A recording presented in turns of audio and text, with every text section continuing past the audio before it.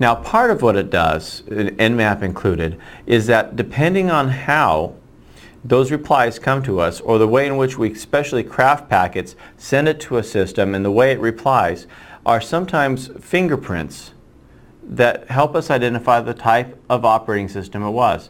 In other words, every operating system vendor implements TCP/IP in their own way.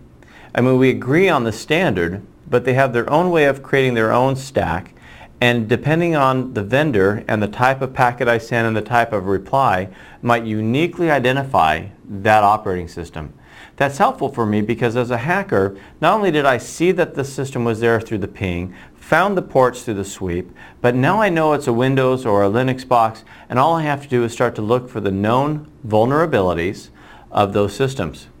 Now, as I mentioned vulnerabilities, let me also talk about these ones called the O-Day or zero-day vulnerabilities. It's important that you look not just at what is published by the vendor, but get underground. Look at these things they call the O-Days. These are exploits that the vendors either don't know about, or they know about them but they don't have any fixes for them yet. It's important for us because even though the vendor doesn't say, oh, here's a problem, we haven't fixed it yet, or how could they if they don't know it, but the people attacking your networks do know about those.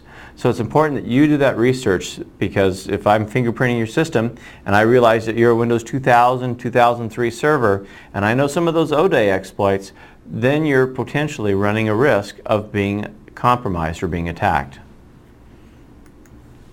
Now, passive fingerprinting is the same thing. Listening, though, in a passive way, on the traffic that comes back and forth so I can determine the operating system type.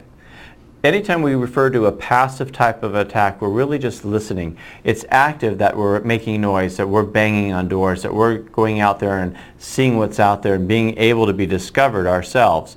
Passively, usually, we're trying to stay under the radar, trying to keep away from those intrusion detection systems from being able to detect that we're out there and basically in this reconnaissance phase of our attack.